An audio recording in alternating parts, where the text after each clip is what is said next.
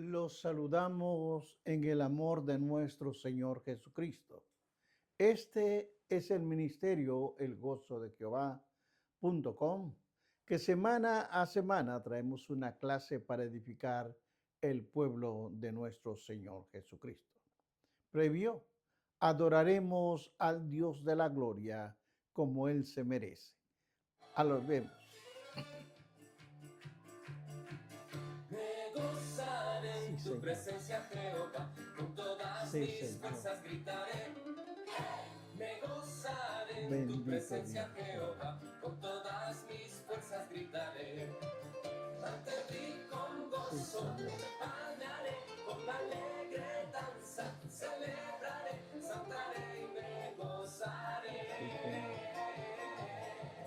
Ante ti con gozo, andaré con alegre danza, celebraré, saltaré y me gozaré.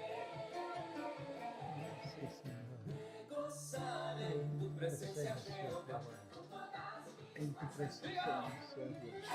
Me gozaré en tu presencia, Jehová, con todas mis fuerzas gritaré. Ante ti con gozo, andaré con alegre danza, celebraré, saltaré y me gozaré. Ante ti con gozo, Bendito es el nombre de nuestro Señor Jesucristo. A Él la honra y la gloria. Hermanos, vamos a continuar con nuestro estudio. Por favor, no cierre su Biblia. Vamos a continuar ahora en el capítulo 36, de el 1 en adelante. La palabra de Dios la leo a la gloria del Padre, del Hijo y del Espíritu Santo. Estas son las generaciones de Esaú, el cual es Edom. Esaú tomó sus mujeres de las hijas de Canaán, a Ada, hija de Elón Eteo, a Olibamá, hija de Ana, hijo de Sibeón Ebeo, a Abasamet, hija de Ismael, hermana de Neaboit. Ada dio a luz a Esaú. Su hijo era Elisaf, y Basmet dio a luz a Ruel, y a Olibama dio a luz a Jeús, a Jalam y a Coré. Estos son los hijos de Saúl que le nacieron en la tierra de Canaán. Padre de la gloria, te pido, Señor, que el Espíritu Santo me ayude a desarrollar esta clase. Ayúdame, Señor, porque necesito tu ayuda. Es una clase para edificar tu pueblo, Señor. Todo te lo pido en el nombre de tu Hijo amado, Jesucristo. Amén. El tema de esta clase la he titulado Las esposas de Esaú. Como una forma de introducción, el texto bíblico registra que Esaú había tomado otras esposas, de acuerdo a Génesis capítulo 26, versículo 34. Y todas eran cananeas y por lo tanto paganas. Eso refleja el poco discernimiento espiritual que tenía Esaú. Es cierto que hay algunas diferencias en los relatos, pero dichas diferencias no son críticas. Quizás mucho tenga que ver con la transcripción del texto. También puede ser uso de nombres alternativos. Vamos a seguir viendo el capítulo 6 al 8. Aquí es donde Esaú va a escoger dónde vivir. Veamos.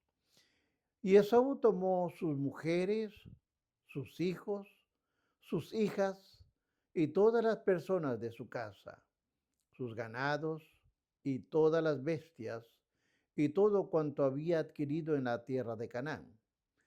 y se fue a otra tierra, separándose de Jacob su hermano, porque los bienes de ellos eran muchos y no podían habitar juntos, ni la tierra donde moraban los podía sostener a causa de sus ganados. Y Esaú habitó en el monte de Seir. Esaú es Edom.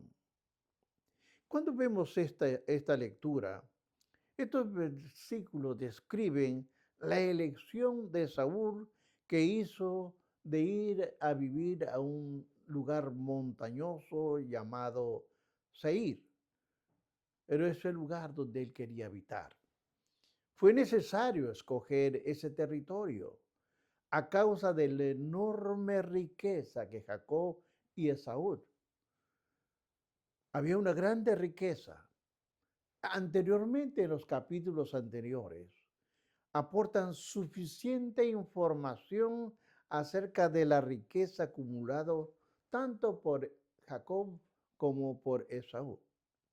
Ambos hermanos eran inmensamente ricos. Las promesas de Dios se habían cumplido en ellos.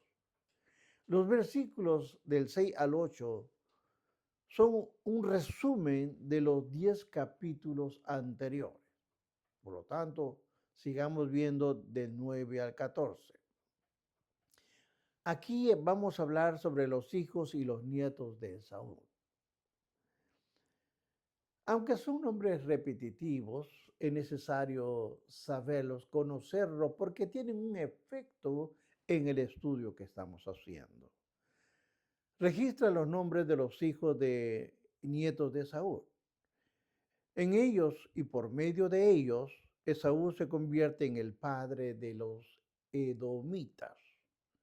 Los habitantes de Seir, al repasar los nombres a la luz de la historia relatada en nuestro texto bíblico, está claro que Amalek, el hijo de Elifaz, es una figura importante.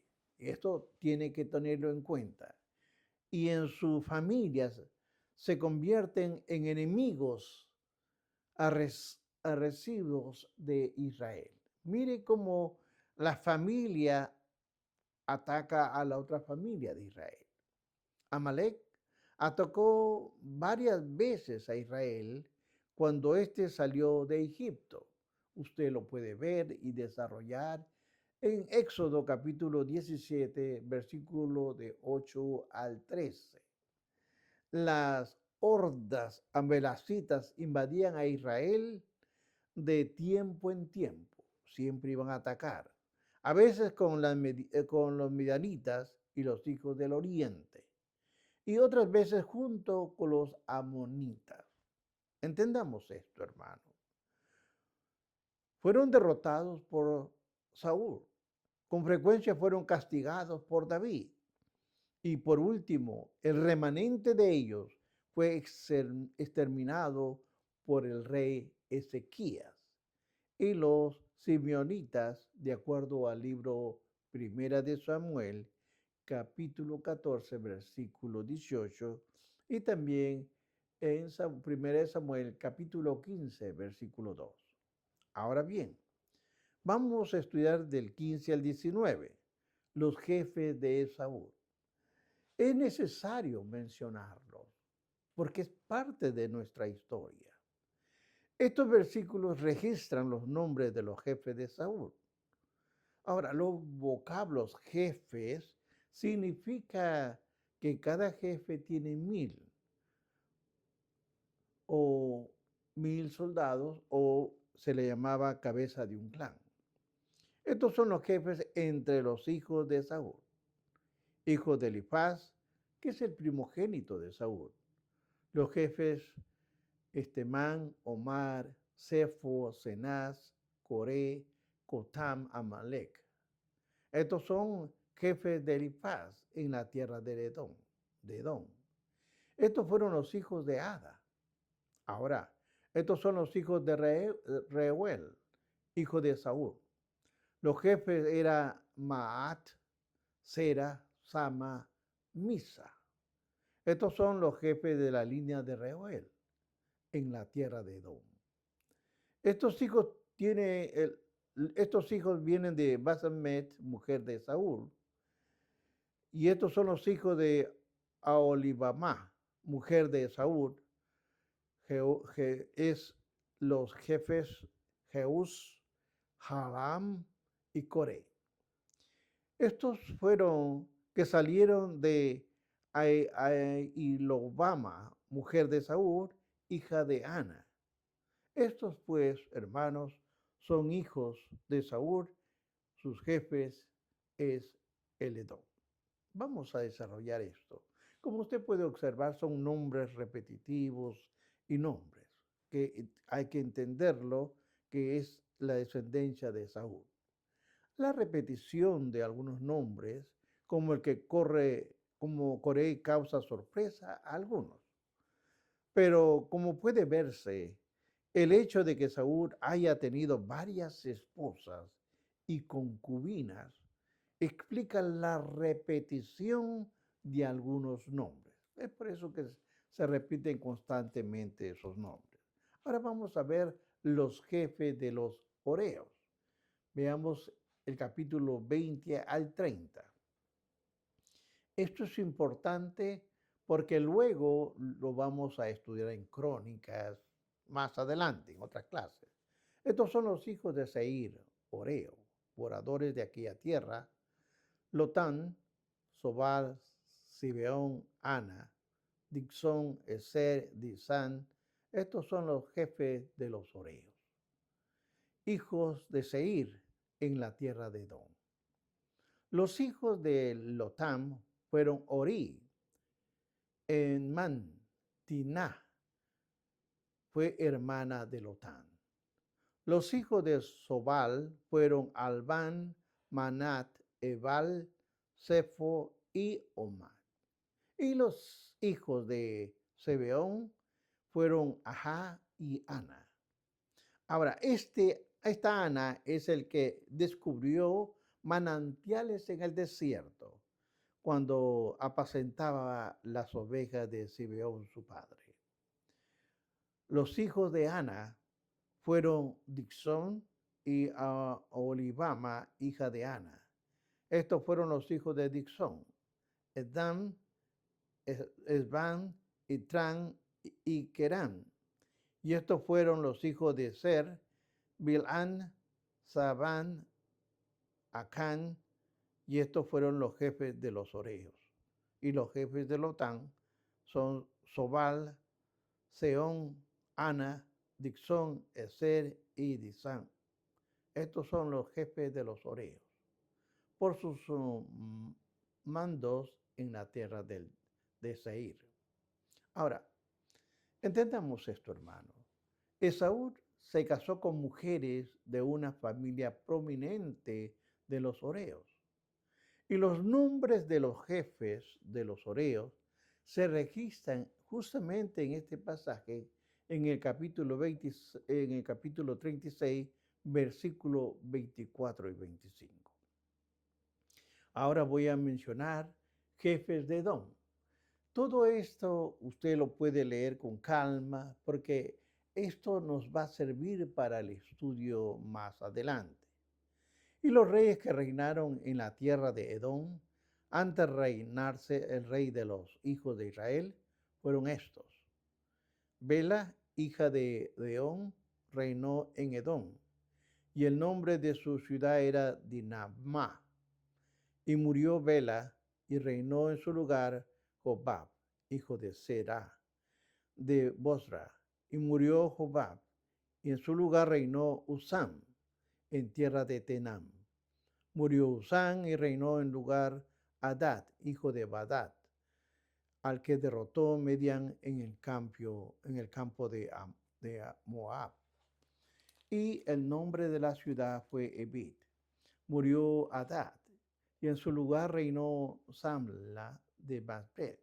Murió Samla, y reinó en su lugar Saúl de Rehobot. Junto al Éufrates murió Saúl, y en su lugar reinó Baalán, hijo de Akbor. Y murió Balaam, hijo de Akbor, y reinó Adar en lugar suyo. Y el nombre de su ciudad fue Pau, y el nombre de su mujer Manatabel, hija de Madred, hija de Mesabat. Ahora, realmente todo esto son nombres que tengo que mencionarlos, no los puedo omitir. Pero este pasaje contiene una interesante lista de reyes de Edom. Observe usted, una lista de reyes de Edom que pertenecen a la generación de Saúl. Si no lo sabía, Esaú también tuvo reyes, igual que Jacob. Algunos exégetas interpretan la frase inicial del mencionado pasaje como una señal que Moisés no escribió del segmento de Génesis, pues Moisés no pudo saber que procederían reyes de Israel. Pero en Génesis 17:1, vea su Biblia, Dios le prometió a Abraham darle reyes a su descendencia. Y en Primera de Samuel, capítulo 14, versículo 47, Saúl, el primer rey de Israel, peleó con los edomitas. También el rey David los sojuzgó en Segunda de Samuel, capítulo 8, 13 y 14. De modo que la frase del versículo 31, antes de reinarse el rey sobre los hijos de Israel, fue escrita por Moisés teniendo en mente la promesa de Dios, de que daría reyes a Israel, daría reyes. El pasaje, por lo tanto, expresa simplemente el pensamiento de Edom, que se convirtió en el reino mucho más antes que Israel. En otras palabras, ambos hermanos tuvieron reyes. Primero lo tuvo aquel que nosotros habíamos visto. Samuel quería tener un rey también, como las otras naciones. Israel no fue el primero que tuvo reyes, fue Saúl. Un rey para como las otras naciones, de acuerdo a lo que habla Primera de Crónicas, capítulo 8, versículo 5. Ahora, esto significa que naciones como Edom tuvieron reyes antes que Israel. Es importante que usted anote esto, está estudiando. Ahora hay una lista de jefes de Saúl, que está entre versículo 40 al 43. Estos son pues los nombres de los jefes de Saúl por sus linajes, por sus lugares y por sus nombres. Tinma, Alba, Getet, Aloibama, Ela, Pinón, Cenaz, Tenán, Bizar, Magdiel e Hiram. Estos fueron los jefes de Edom. Según las moradas de la tierra de su posición, Adonés es el mismo Esaú, padre de los edomitas. Hermanos, este capítulo 36 que estamos estudiando termina con una lista de jefes de Saúl cuyo énfasis se encuentra en la posición de la tierra en que ellos habitan, no en la relación entre los jefes. El maestro teólogo Gordon nos dice, las genealogías por lo general no inspiran la reelección teológica, pero en el Génesis tienen una función importante. El Génesis se ocupa de trazar el linaje ancestral de Israel y su vecino Edom vieron a su pariente más cercano. Ahora, en realidad, hermanos, estos hermanos gemelos, tanto Israel y Esaú, pero aquí hay una pregunta. ¿Por qué Jacob fue escogido mientras que Saúl fue rechazado? ¿Por qué? Mucho antes de la narración informa el oráculo prenatal que predice, y le respondió Jehová: dos naciones hay en tu seno, y dos pueblos serán divididos.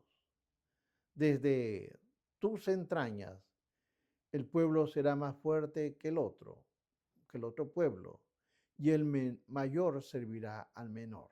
Vea lo que nos dice el libro de Génesis, capítulo 25, versículo 23. Ahora, y cuando Isaac bendijo, y esto es importante que usted vea su Biblia, cuando Isaac bendijo a Esaú, declaró: y por espada vivirás. Y sucederá que hasta que te fortalezcas, que descargarás su yugo de tu cerviz. Véalo, Génesis capítulo 27, versículo 40. Conclusión. Hay numerosas importantes lecciones en este capítulo 36, a pesar de estar lleno de nombres extraños. En primer lugar, hay que observar varios puntos. En primer lugar, la dedicación de todo un capítulo 36, así como la repetición de mayor parte del material posterior, se ve en el libro de Crónicas. Da testimonio de la amplitud del interés de Dios de toda la raza humana, incluso de los no elegidos. Entienda bien, incluso de los no elegidos. El linaje de Esaú pertenece a los que están fuera del pacto, pero, entienda bien, como criaturas también preocupadas de Dios. Sin duda el Cordero ama su creación. El segundo punto a observar, uno queda sorprendido de la certeza y la individualidad del juicio divino. La cuidadosa relación de los nombres de los miembros de la familia hace recordar que Dios sí registra los libros, que estos libros serán abiertos y que ciertamente habrá un juicio también. Trae al recuerdo las solemnes palabras del apóstol Juan en Apocalipsis capítulo 20, versículo 11 al 15, en conexión con el gran trono blanco. Cuando vamos a ver cuál es el Apocalipsis capítulo 20, 1 al 15, nos dice así: vi un gran trono blanco y el que estaba sentado en él, delante del cual huyeron la tierra y el cielo. Ningún lugar se encontró para ellos, y vi a los muertos grandes y pequeños de pie ante Dios. Y los libros fueron abiertos, o entienda bien, los libros fueron abiertos y otro libro fue abierto, y otro libro fue abierto, el cual es el libro de la vida. Y fueron juzgados los muertos por las cosas escritas que estaban escritas en los libros, según sus obras.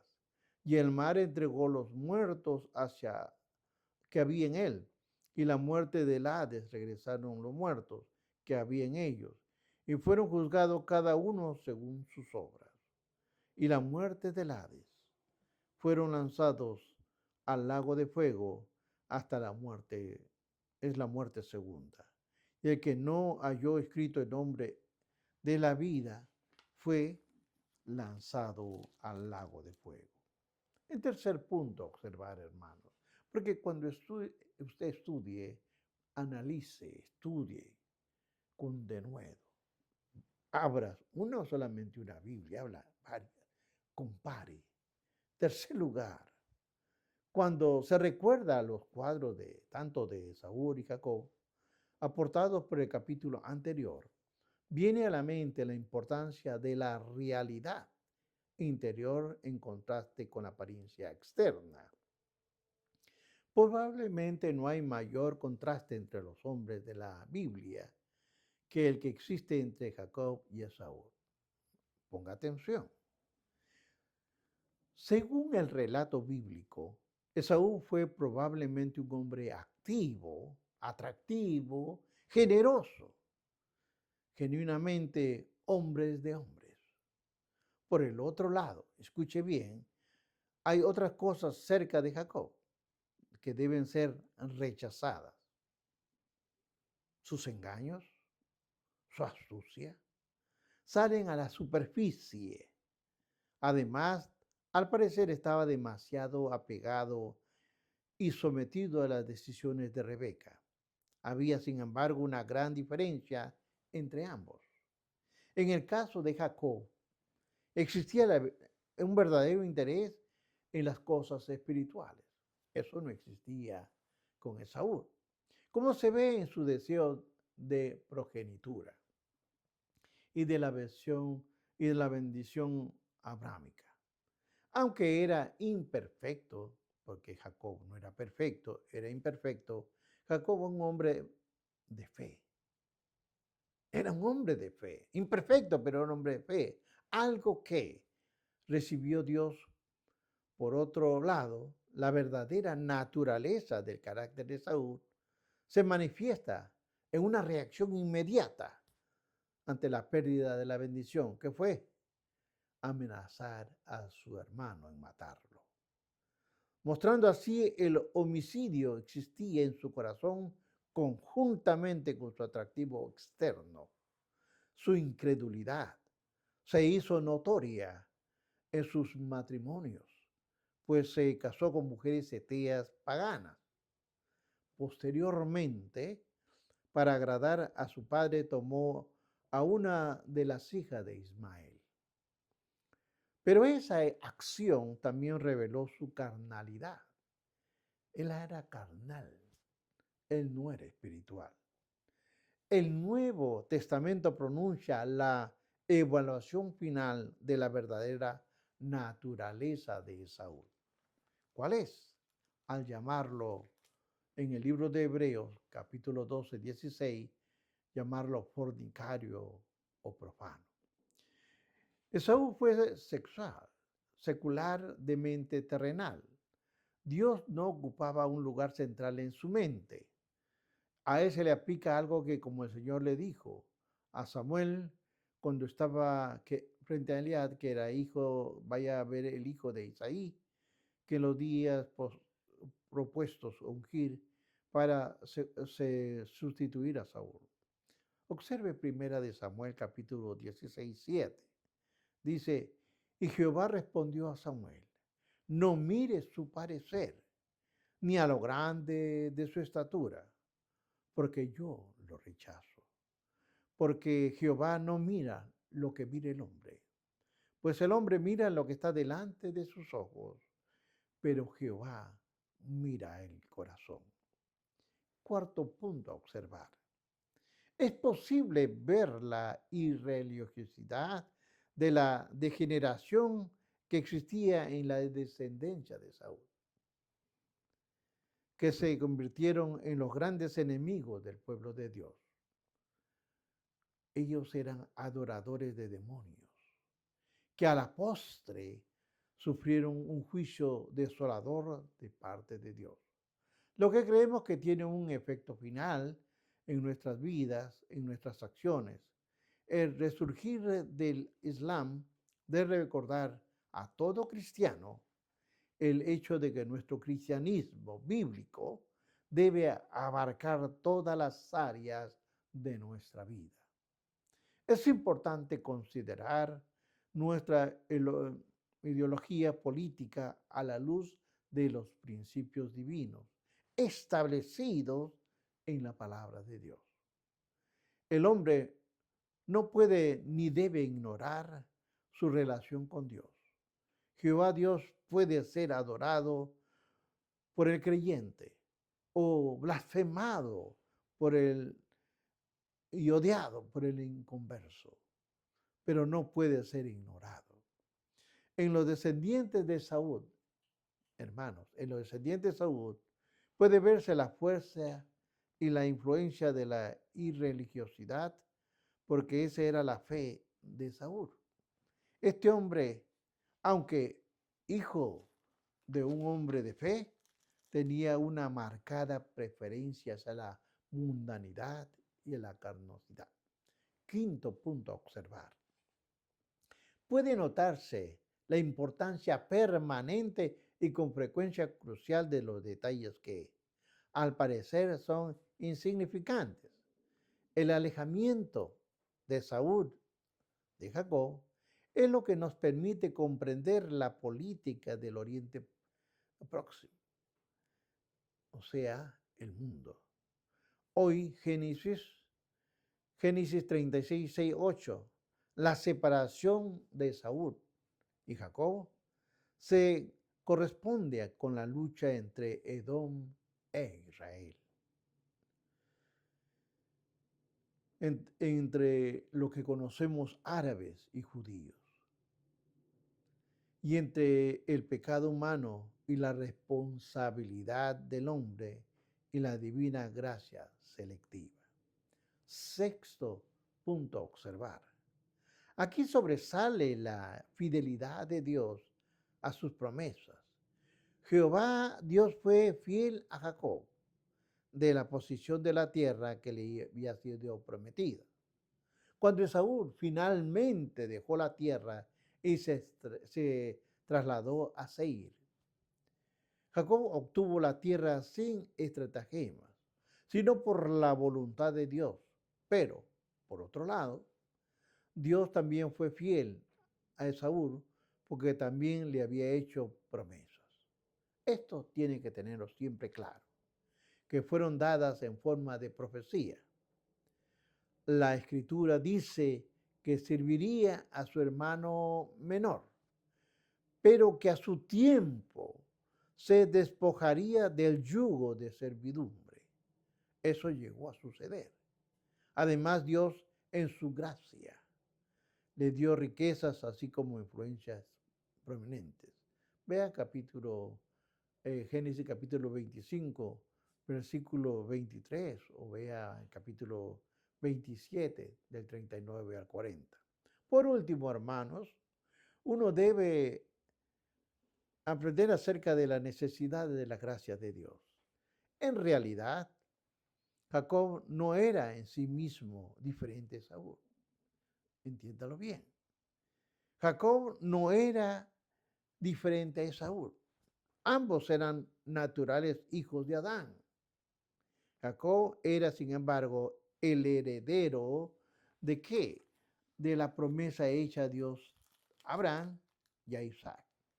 Dios soberanamente escogió a Jacob para realizar su plan a través de él. El linaje de Jacob llegó a ser como jardín floreciente, mientras que el linaje de Saúl como un árido desierto. Entendamos esto ahora.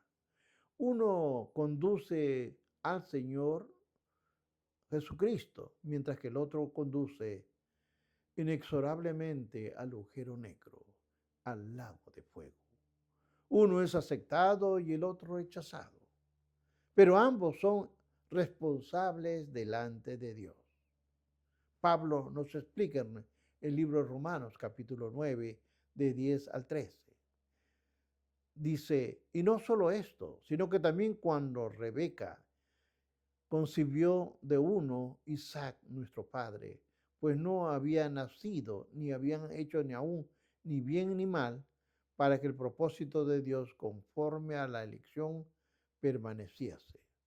No por las obras, sino por lo que él llama, se le dijo, el mayor servirá al menor, como está escrito, a Jacob amé. Mire, hermano, a Jacob amé, mas a Esaú aborrecí. El Dios soberano escogió a Jacob, el menor de los dos hermanos, para cumplir con su plan eterno. Abraham engendró a Isaac, Isaac a Jacob y Jacob a Judá. Sí, hermanos. Y de Judá nació el rey David. Y a través del rey David, Dios envió al Mesías. Y todo es hecho por la mano soberana de Dios. Que Dios lo bendiga.